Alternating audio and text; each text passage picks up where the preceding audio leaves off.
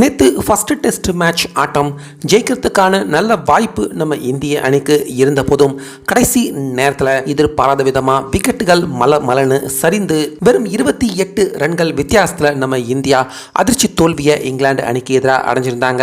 இப்படி இருக்க இந்த டெஸ்ட் மேட்ச் முடிஞ்சதுக்கு அப்புறமா அஃபிஷியலான டெஸ்ட் வேர்ல்டு கப் சாம்பியன்ஷிப்புக்கான பாயிண்ட்ஸ் டேபிள் வெளியிடப்பட்டிருக்கு. ஸோ இந்த பாயிண்ட்ஸ் டேபிளில் பார்க்குறப்ப இங்கிலாந்து அணியின் பிளேயர்கள் எல்லாருமே அதிர்ச்சி அடையும் விதமாக முக்கியமாக பென் ஸ்டோக்ஸ் தற்போது இந்திய அணியை வீழ்த்தி எங்களுக்கு எந்த ஒரு பயனுமே இல்லை அப்படிங்கிற மாதிரி இங்கிலாந்து அணியின் பென் ஸ்டோக்ஸ் அவரே போஸ்ட் மேட்ச் பிரசன்டேஷனில் கதறக்கூடிய அளவுக்கு பாயிண்ட்ஸ் டேபிளில் நம்ம இந்தியா மற்ற எல்லா அணிகளுமே பார்த்து அதிர்ச்சி அடையக்கூடிய அளவுக்கு வலுவான நிலையில் இருக்காங்க.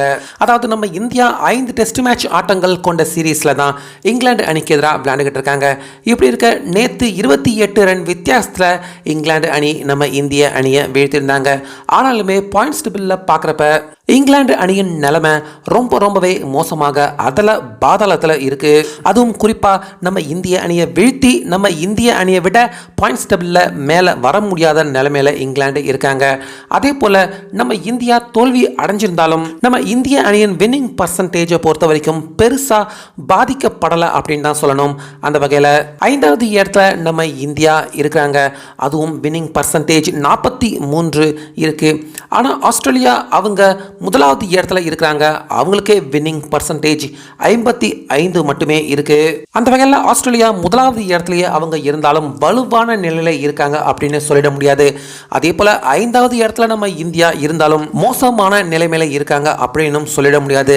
அந்த மாதிரி தான் முதலாவது இடத்துல இருந்து 5வது இடத்துல இருக்கிற நம்ம இந்தியா வரைக்கும் யாரு வேணாலும் முதல்ல 2வது இடத்தை பிடிக்கலாம் அப்படிங்கிற மாதிரியான ஒரு பரபரப்பான சூழ்நிலையில தான் தற்போது இந்த டெஸ்ட் வேர்ல்டு கப்புக்கான சாம்பியன்ஷிப் பாயிண்ட்ஸ் டேபிள் இருக்கு.